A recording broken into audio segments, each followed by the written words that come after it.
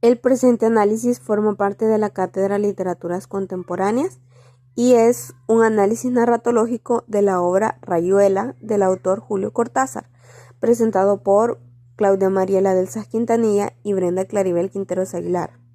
En primer lugar tenemos la biografía del autor. Julio Cortázar nace en Bélgica el 26 de agosto de 1914. Fue un escritor, profesor y guionista. Su padre pues trabajaba en la embajada de Argentina en Bélgica. Por ello él nace pues en este país. Cabe mencionar que su familia regresa a Argentina cuando él tiene la edad de 4 años. Cabe mencionar que él tiene pues una infancia un poco particular, ya que él constantemente se enfermaba y pasaba mucho tiempo en cama.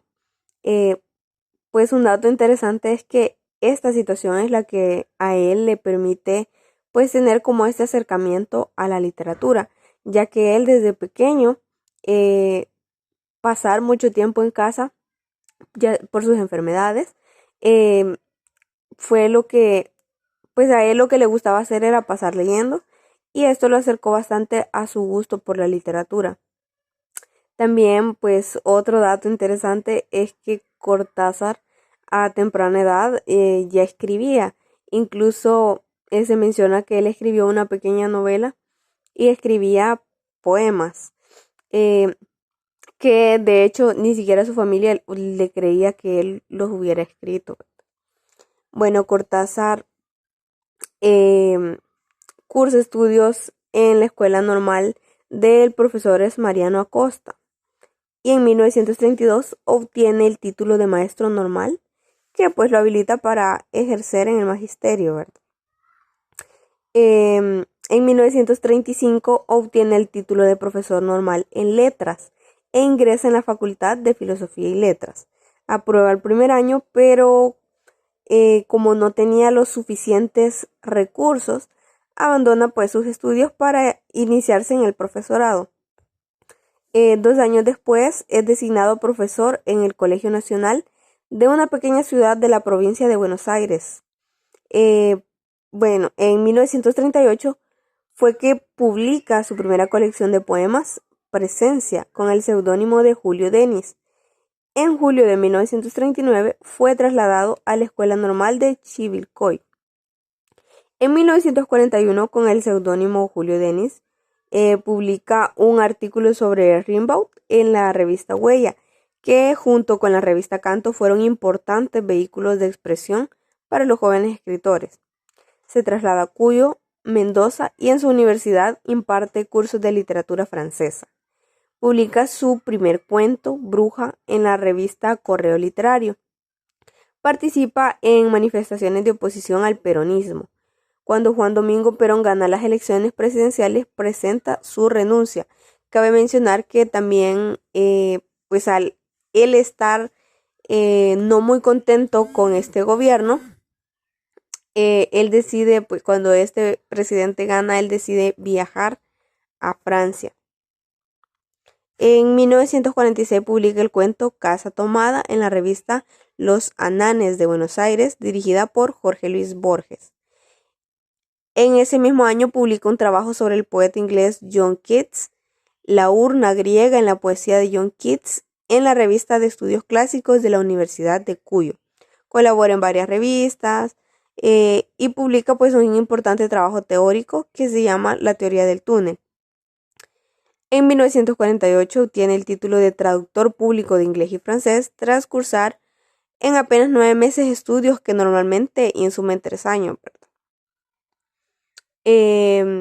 Publica pues su primer libro de cuentos Bestiario, que es digamos una de sus obras más importantes. Obtiene una beca del gobierno francés y viaja a París con la firme intención de establecerse allí. Como ya les mencionaba, de cierto modo una de las razones de viajar a París fue pues que él no estaba de acuerdo con el gobierno peronista y pues él públicamente no aceptaba o estaba como en contra de este gobierno, ¿verdad? Entonces él viaja a París y pues tenía la intención de establecerse.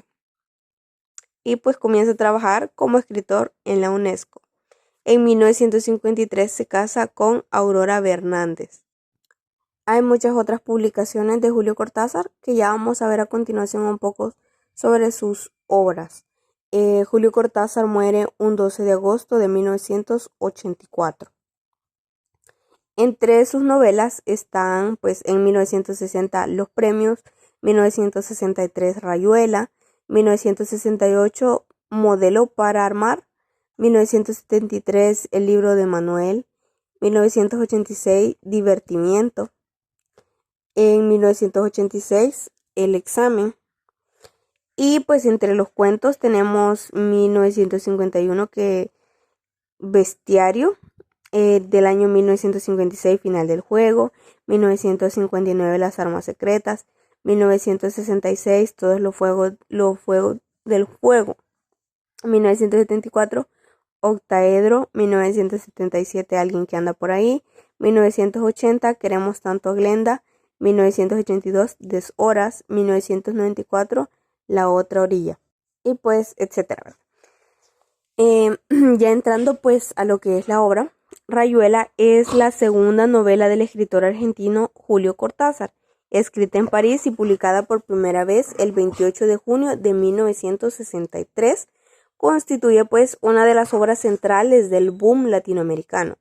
Fue traducida, entre otros idiomas, al inglés, italiano, sueco, polaco, portugués, francés, alemán, holandés, rumano y noruego, ya que fue una obra pues bastante importante del autor.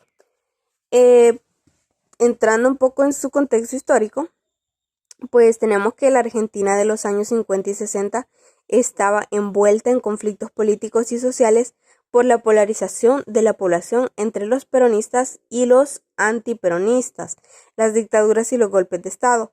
Paradójicamente, la economía argentina tras la Segunda Guerra Mundial crece gracias a exportaciones de carnes y otros productos que pues necesitaban los europeos al quedar devastados por las consecuencias de la guerra. Argentina, pese a todo, se mantuvo neutral en los conflictos mundiales. Cabe mencionar que, bueno, aquí menciona que había pues como estas dos posturas en cuanto al gobierno, que son los peronistas y los antiperonistas. Se dice que pues el gobierno de Domingo Perón buscaba pues crear reformas que ayudaran a los trabajadores. Sin embargo, esto pues no convenía para las personas empresarias. Entonces, había como estas dos posturas o estos dos bandos, personas que estaban de acuerdo y personas que no.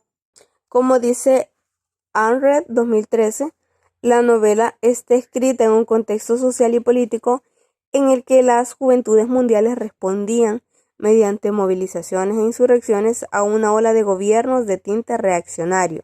La lucha por el cambio social y la idea de un mundo nuevo, representado por la reciente revolución cubana y la resistencia al imperialismo norteamericano por parte del pueblo vietnamita, vestían un contexto político de cambios y nuevas maneras de desarrollar la escritura. Estoy hablando como un poco más en el contexto literario, ¿verdad? Ahora vamos con lo que es la estructura de la obra. Rayuela consta de 155 capítulos y se divide en 3 partes, del lado de allá, del lado de acá y los textos prescindibles. Algo muy interesante de esta obra es que hay varias formas en que se puede leer. Tenemos en primer lugar la lectura normal, ¿verdad? Leyendo de manera lineal, es decir, siguiendo la secuencia, ir en orden desde el capítulo 1 hasta el último capítulo.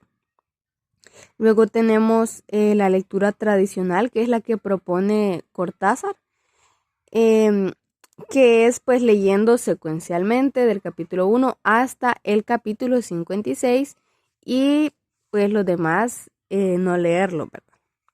Y por último tenemos otra secuencia propuesta por Cortázar, para lo cual incluso nos deja pues como un tablero de dirección donde los capítulos van siendo alternados, es decir, los capítulos no se leen en orden, sino se van saltando de los últimos capítulos a los primeros y viceversa, ¿verdad? Es decir, vamos alternando varios capítulos.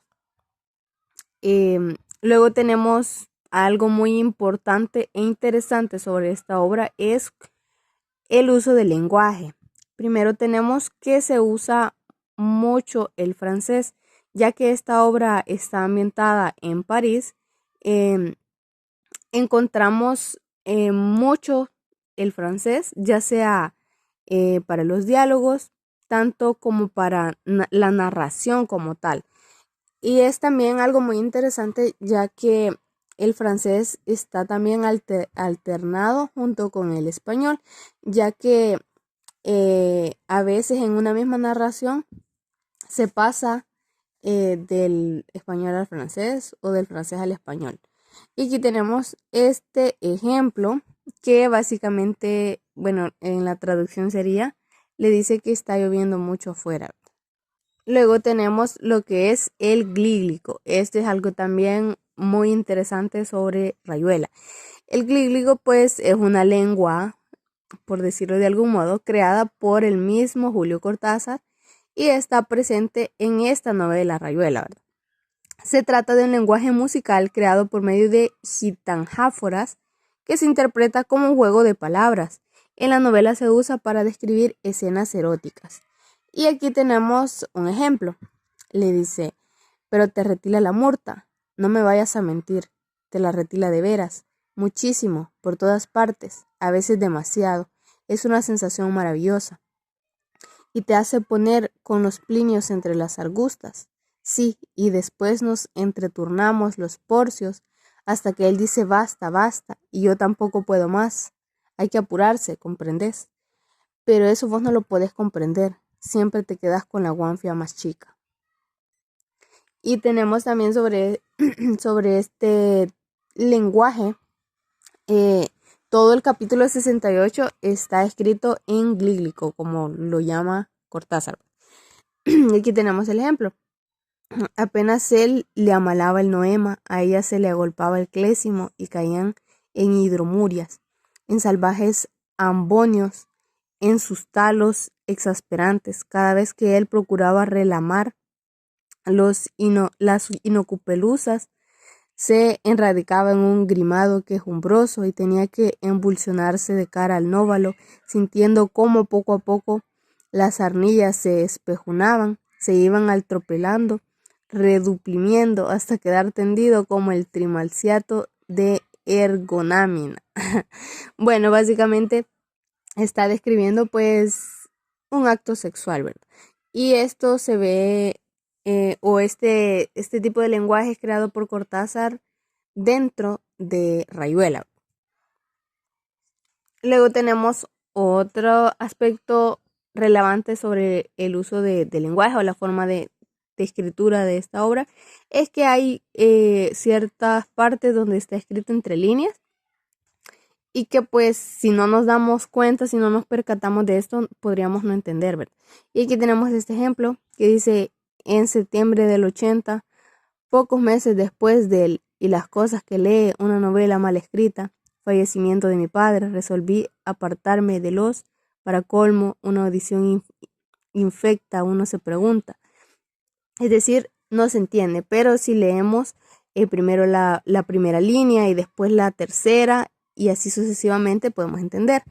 Dice, en septiembre del 80, pocos meses después del fallecimiento de mi padre, resolví apartarme de los negocios, cediéndolos a otra casa extractora de Jerez, tan acreditada como la mía. Realicé los créditos que pude, arrendé los predios, traspasé bodegas.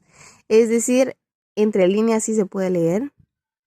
Y pues tal vez podríamos llamarle de cierto modo como una técnica narrativa o tal vez un aspecto relevante sobre el lenguaje o sobre la forma de escritura de esta obra.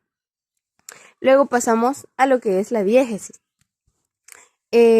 Bueno, la historia sigue al protagonista que es Horacio Oliveira, que es un intelectual argentino que vive en París.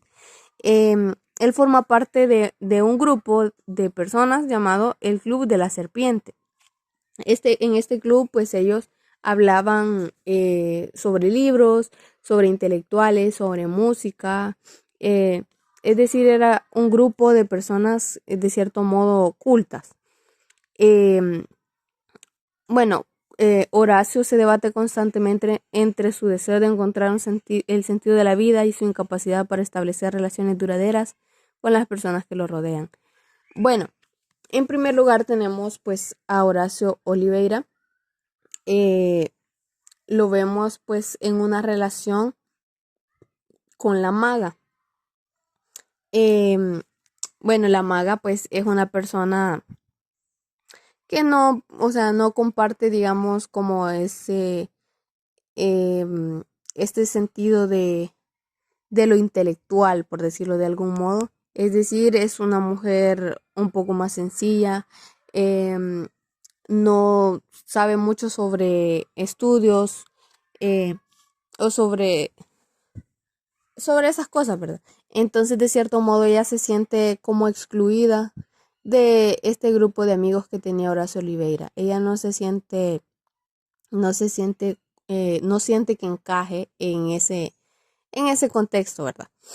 Entonces, pero bueno, vemos que Horacio Oliveira y la maga tienen pues un amor un poco tóxico, pero también a la vez es mostrado como muy romántico, que incluso ellos pues tienen como sus juegos del amor, por decirlo de algún modo, que incluso ellos juegan a no buscarse, pero a encontrarse, y de ahí sale la famosa frase que dice andábamos sin buscarnos, pero sabiendo que andábamos para encontrarnos. Es decir, ellos no se ponían de acuerdo para verse, solo jugaban a encontrarse en las calles de París. Y pues todo muy bonito, ¿verdad? Horacio Oliveira trabajaba haciendo esculturas y la maga lo ayudaba a pintar.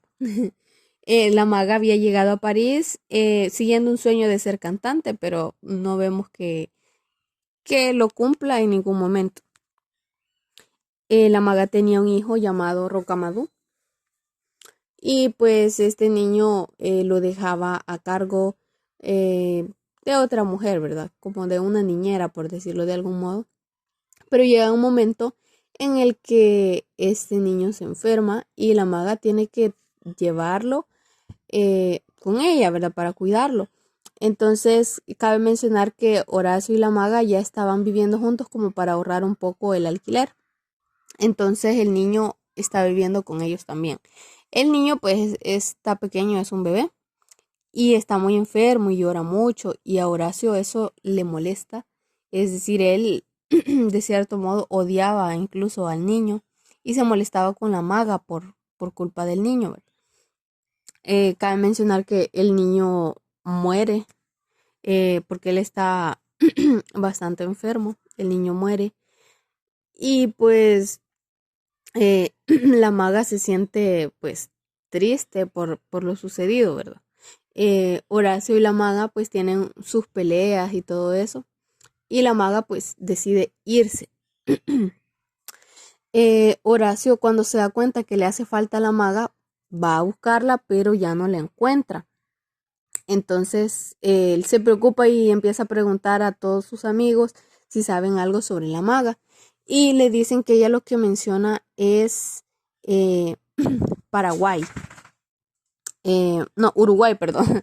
Este menciona este lugar, este país, como si ella hubiese regresado de donde vino, ¿verdad? Entonces, Horacio Oliveira se empieza a sentir un poco vacío sin la maga, se da cuenta que él no fue, digamos, la mejor persona con la maga y decide ir a buscarla. Decide ir a buscarla eh, y se va a Argentina. Mm, bueno, esto, digamos que toda esta parte la vemos en la parte del lado de allá.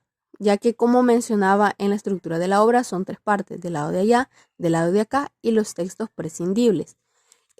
Toda esta parte de la maga y todo ese problema que se da está en la primera parte, del lado de allá.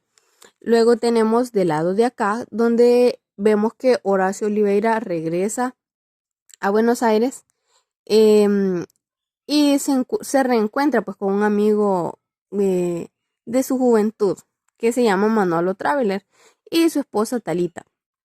Horacio intenta revivir su vida en la ciudad, pero sigue luchando con sus conflictos internos y el recuerdo de la maga. Bueno, ya él cuando se reencuentra con este amigo trata como de rehacer su vida, incluso tiene otra novia, pero pues él sigue con el recuerdo de la maga.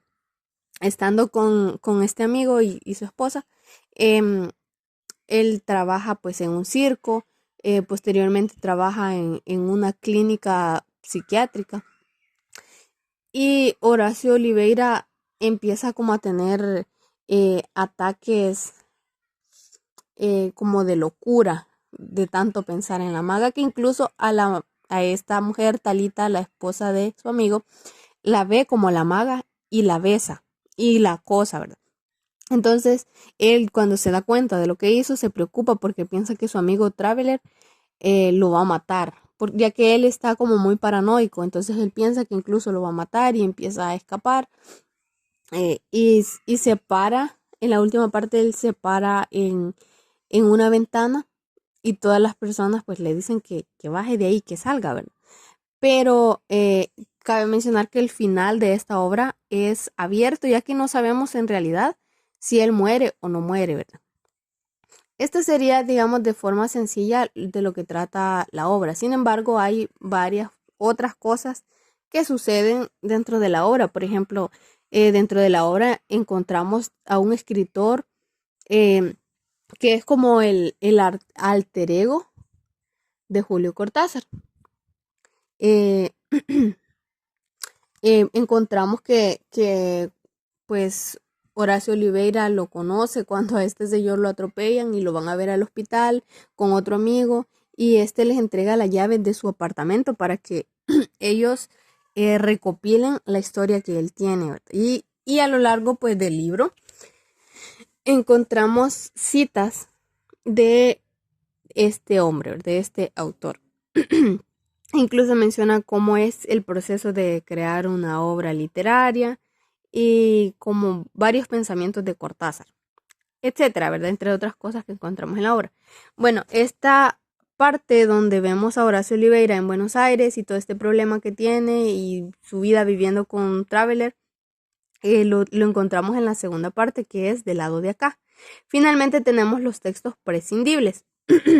Los textos prescindibles básicamente son pequeños apartados donde encontramos citas de libros, pequeños datos informativos sobre cosas que podemos relacionar con lo que está sucediendo en el libro, pero que en realidad no tienen nada que ver con la historia.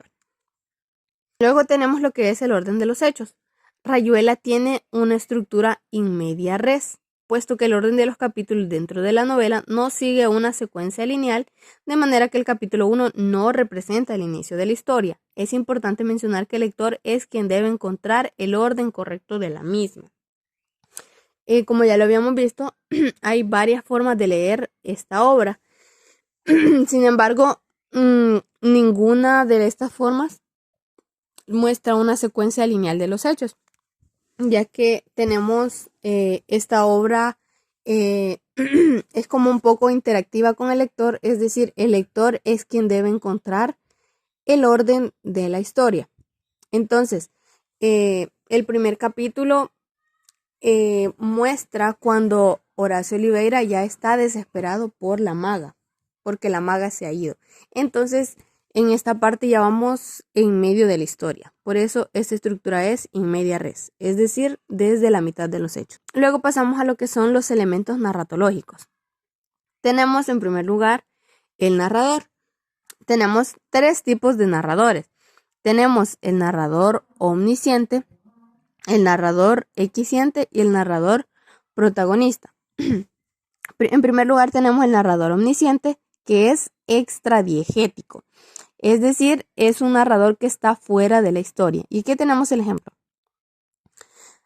Así habían empezado a andar por un París fabuloso, dejándose llevar por los signos de la noche, acatando itinerarios nacidos de una frase de Clochard, de una buhardilla iluminada en el fondo de una calle negra, deteniéndose en las placitas confidenciales para besarse en los bancos o mirar las rayuelas, los ritos infantiles del guijarro y el salto sobre un pie para entrar en el cielo.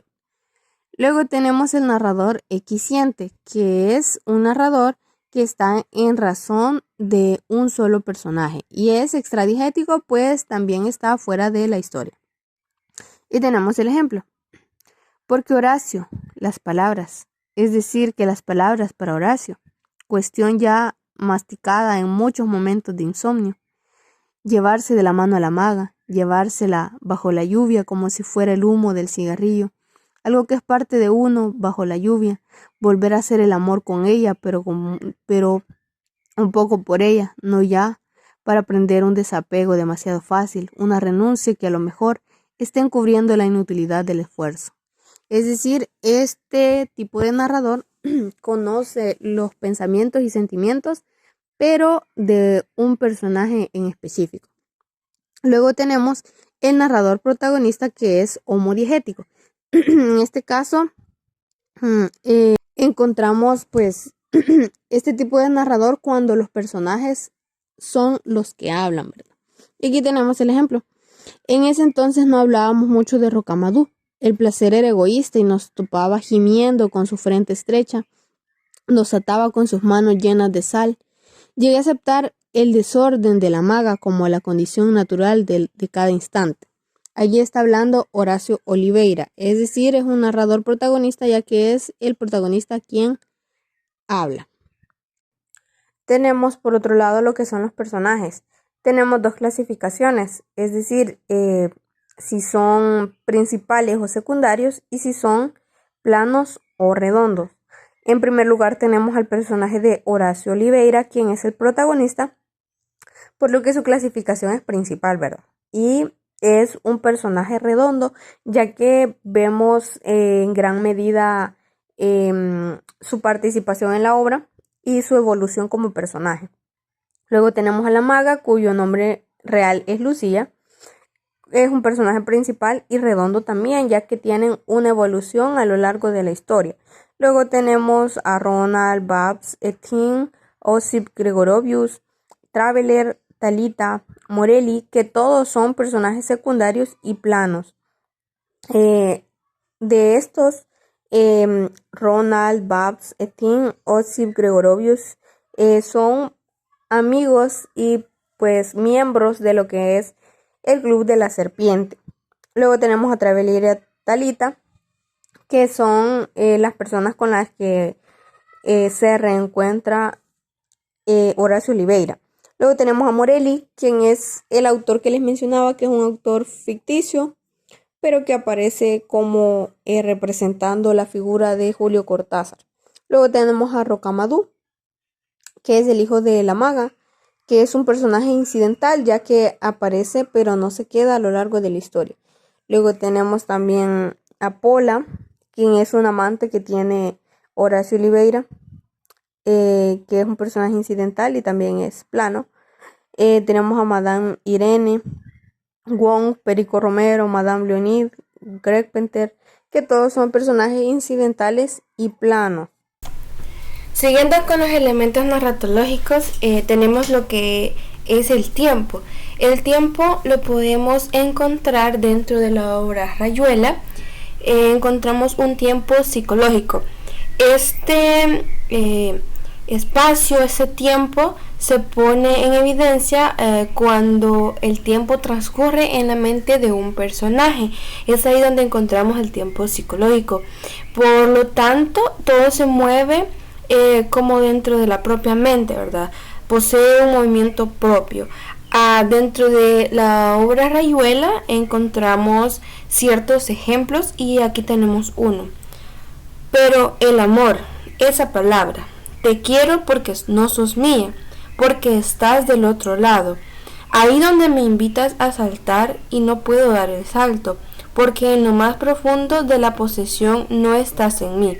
No te alcanzo, no paso de tu cuerpo, de tu risa. Hay horas en que me atormenta que me ames. ¿Cómo te gusta usar el verbo amar? ¿Con qué cursilería lo vas dejando caer por los platos y las sábanas y los autobuses? Me atormenta tu amor que no sirve de puente, porque un puente no se sostiene de un solo lado. Dentro de esta narración encontramos como Horacio Oliveira le está dentro de su mente este pensamiento cuando él está recordando a su amada, la maga. Entonces él está pensando en ella y de repente aparece como esta idea de amor en su cabeza, ¿verdad? Luego tenemos también lo que es el espacio. El espacio lo podemos encontrar en espacios abiertos y espacios cerrados. En los espacios abiertos tenemos del lado de acá también, ¿verdad? Tenemos puentes, ríos, las calles de París, las calles de Argentina, los patios y los muelles, donde transcurre la historia dentro de la obra. Tenemos todos estos lugares, en especial el cronotropo que podemos encontrar es París, Buenos Aires. ¿Por qué? Porque dentro de este país que tiene como una mayor fuerza, un mayor símbolo para los autores, para estos personajes, ¿verdad? Entonces aquí encontramos un ejemplo y dice, ¿y por qué no? Porque no había de buscar a la maga. Tantas veces me había bastado asomarme viniendo por la Rue de Saint. Esta es una de las calles de París, al arco que da al Quai de Conti, y apenas la luz de ceniza y oliva que flota sobre el río, que me dejaba distinguir las formas, ya su silueta delgada se inscribía en el Pont des Arts. Este es otro lugar de París. Nos íbamos por ahí a la casa de sombras a comer papas fritas al Faubourg de Nice, a besarnos junto a las barcazas del canal Saint-Martin. Dentro de la página 70 del libro de Rayuela podemos encontrar este ejemplo. Y aquí es donde vemos cómo mencionan las calles de este país, ¿no? Entonces aquí vemos dónde está el espacio. Luego también tenemos los espacios cerrados, que lo podemos ver del lado de allá también. Hay espacios cerrados como habitaciones, los hoteles, los cafés, el departamento, la sala del teatro, el circo y el manicomio. Todos estos lugares son cerrados, o sea, no están a la superficie de las cosas, y podemos encontrarlo también en Argentina. Luego donde Oliveira trabajó, donde en el circo y en el manicomio, ¿verdad? Tenemos aquí algunos ejemplos donde se está narrando esto. Dice: el desorden triunfaba y corría por los cuartos con el pelo colgado en mechones, astrosos los ojos de vidrio, las manos llenas de barajas que no cazaban, mensajes donde faltaban las firmas y los encabezamientos, y sobre las mesas se enfriaban platos de sopa. Esto lo podemos encontrar en la página 53 del libro. También tenemos las técnicas narrativas, lo cuales son las analepsis. Las analepsis consisten en la evocación del pasado sin que esto altere el orden cronológico presente.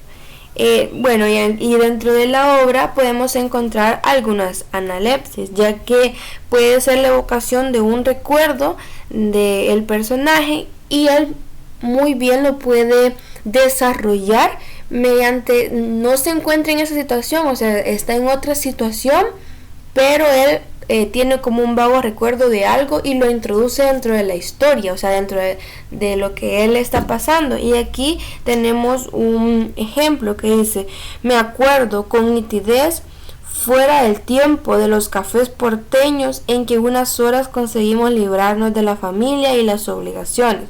Entramos en un territorio de humo y confianza, en nosotros y en los amigos. Accedimos a algo que nos confortaba en lo precario, nos prometía una especie de inmortalidad. Y ahí, a los 20 años, dijimos nuestra palabra más lúcida. Supimos de nuestros afectos más profundos. Fuimos como dioses del medio litro cristal y del cubano seco. Entonces ahí vemos cómo estaba hablando Horacio, y luego de repente se le viene un recuerdo y lo introduce dentro de la historia. Claro, luego sigue contando la historia y no hay ningún problema. No este recuerdo no hace que la historia se desordene.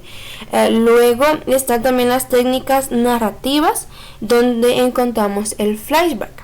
El flashback interrumpe una secuencia cronológica y la acción que frente a lo lineal, ¿verdad? O en el presente de la historia que se está narrando. Y para mostrar esto a los lectores hay una escena que se desarrolla en el pasado, luego aparece constantemente en Rayuela, ya que la secuencia de los hechos no es lineal. Trae a menudo un retroceso en la historia que nos permite volver a repasar las acciones pendientes o los hechos que ya han pasado anteriormente. Por ejemplo, cuando mencionamos la primera parte del libro, del lado de allá, el verdadero presente del protagonista era del lado de acá. Porque cuando Oliveira llegó a Argentina expulsado del país por cometer daños inmorales, por decirlo así, ¿no? Entonces esta historia nos comienza contando desde un punto que ya se ha vivido. Luego regresan a la vida del personaje, regresan a la historia del personaje, y él ya está en Argentina, ya no está en Buenos Aires, ya no está en el otro lado, ¿verdad? Ya está en América. Entonces ya no está en París. Bueno, luego tenemos lo que es la prolepsis. La prolepsis revela acontecimientos que ocurrirán en el futuro. En Rayuela eso es bastante común, ya que al no tener una secuencia lineal, esto permite la presencia de detalles que aún no se han ido encontrando en la lectura. Es posible identificar personajes y hechos que van cobrando sentido al avanzar en la lectura. Por ejemplo, cuando comienzan a narrar sobre Rocamadour, que ni era el hijo de la maga, solo comienzan narrando esta parte. Luego, al encontrar la prolepsis, más adelante vuelven a narrar sobre el hijo de ella, y ya comienzan como a contar de que Horacio no lo quería, de que el niño lastimosamente falleció, y todos esos acontecimientos no los narran como en un mismo momento, sino que mediante pasa y transcurre el tiempo de la historia, estos se van desarrollando. También podemos encontrar otros elementos que hemos identificado dentro de nuestro estudio narratológico. Encontramos lo que es la intertextualidad. Bueno, en la intertextualidad encontramos una similitud con uno de los cuentos de Rubén Darío, donde él expresa en uno de esos cuentos de su libro azul. Dentro de la obra Rayuela, en un apartado que extraímos, un ejemplo, podemos ver que dice: toc toc, tenés un pajarito en la cabeza, toc toc, te picotea todo el tiempo, quiere que le des de comer comida argentina, toc toc. Un pajarito en la cabeza, se decía Oliveira, no ella, sino él. ¿Pero qué tenía ella en la cabeza? Eso lo podemos encontrar de la página 30 a la 31. Ahora bien, la intertextualidad se cumple en el libro azul de Rubén Darío, en el cuento del pájaro azul, ya que dentro de este cuento narra muchas similitudes con la obra de Rayuela, porque cuenta que ellos estaban en París, que tenían amigos, que se reunían y tenían ciertas conversaciones bastante filosóficas, por decirlo así, Y de igual forma pasa en el pájaro azul, es un grupo de amigos, de hecho también están en París en el Café Plombier, y la intertextualidad que encontramos también va muy similar, porque el personaje también principal decía de cierta forma que él tenía un pájaro azul dentro de su cabeza, aunque Oliveira no decía que era un pájaro azul, pero sí hacía la alusión a un pájaro. Entonces aquí hemos cumplido la intertextualidad. Por ejemplo, Garcín, que es el personaje principal de este cuento, dice: sí, dentro de la jaula de mi cerebro está preso un pájaro azul que quiere su libertad. Eso lo podemos encontrar en la página 53. Bueno, dentro de la intertextualidad también tenemos una de las historias de la obra El lobo estepario de Harry Haller. Bueno, aquí menciona que Harry sentía celos de Pablo. Pablo era un muy buen amigo de Armanda. Entonces vemos aquí como el protagonista siente celos de un amigo, y en varias ocasiones él se lo hace saber a Armanda. De hecho, él por sus celos quiere incluso hasta matar a Pablo, quiere hacerle algo a Armanda. Dentro de la obra se muestra muchas escenas de celos, ¿verdad? Y también vemos que la intertextualidad se cumple en la obra Rayuela, ya que Oliveira celaba mucho a Maga por la amistad que tenía con Gregorius Osip. O sea, básicamente en las dos historias son los protagonistas quienes celan, tienen ese sentimiento de celos hacia sus amadas y con amigos de ella, ¿verdad? Entonces vemos donde en ambas relaciones ellos pensaban que ellas tenían como relaciones con sus amigos, y la verdad que también Oliveira en varias ocasiones sí se encuentra como celoso por la amistad que la maga tiene con Gregorovius. Entonces le pregunta que qué sintió ella cuando tenían relaciones o algo así. Y entonces también Harry Haller él solamente que él se imaginaba a Armanda y a Pablo teniendo relaciones sexuales. Entonces ahí vemos cómo se cumple como esta intertextualidad. Luego tenemos la polifonía. En la obra realmente no encontramos polifonía, ya que la mayoría de historias, por decirlo así, o la mayoría de sucesos que transcurrieron en toda la obra son narradas dentro de la voz básicamente del narrador, ¿verdad? Que está el presente. Y aquí tenemos un ejemplo que dice: yo creo que te comprendo, dijo la maga, acariciando el pelo. Vos buscas algo que no sabes lo que es. Yo también, y tampoco sé lo que es. Pero son las dos cosas diferentes. Eso que hablaban la otra noche. Si vos sos más bien un Mondrian y yo un Vieira de Silva, dijo Oliveira, así que yo soy el Mondrian. O sea, básicamente si nos fijamos, añade el narrador añade, dijo Oliveira, dijo la maga. Entonces vemos que aquí no hay una polifonía en general, sino que son narradas desde la voz de él. Luego el dialogismo se encuentra muy escaso, aunque hay una parte que sí encontramos dialogismo, no podemos decir que es el fundamento de toda la obra en general, ya que se encuentra muy poco presente dentro de la obra. Y aquí tenemos un pequeño ejemplo que dice: diálogo típico de españoles. López: yo he vivido un año entero en Madrid, verá usted. Era en 1925. Pérez: en Madrid. Pues precisamente le decía yo ayer al doctor García. López: de 1925 a 1926, en que fui profesor de literatura en la universidad. O sea, vemos que sí encontramos un poco de diálogo, pero no podemos decir que toda la obra se rige por esto, porque la mayor parte es narrada por el narrador, ¿verdad? Valga la redundancia. Luego encontramos lo que es la corriente que sustenta la obra, es el existencialismo. La obra realmente se presenta una gran medida de de esta corriente existencialista, podemos decir que esta corriente es una corriente filosófica y posteriormente una vanguardia literaria orientada alrededor de la propia existencia humana a través del análisis de la condición de los humanos, ¿verdad? La libertad, la responsabilidad, el individualismo, las emociones, así como el significado de vida que tiene para los personajes. También sostiene que la existencia precede de la esencia y de las realidades anterior al pensamiento y la voluntad a la inteligencia.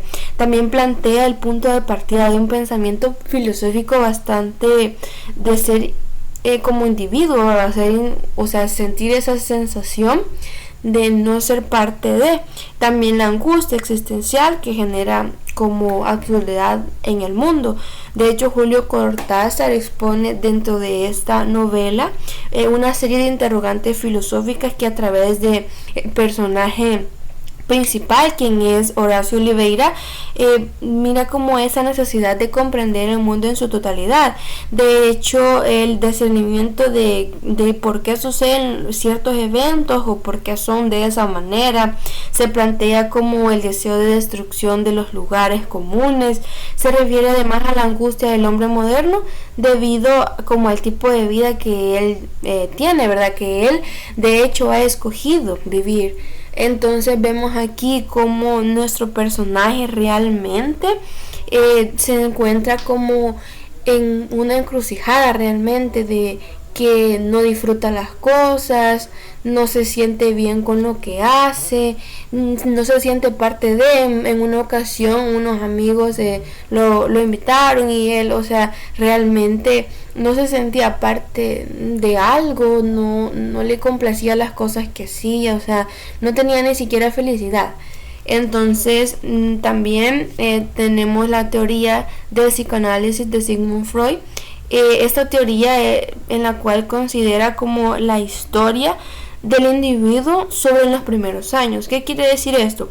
Todo lo que pasa en los primeros años de vida de las personas es esencial para poder comprender por qué ciertos comportamientos de estas mismas personas cuando son adultos.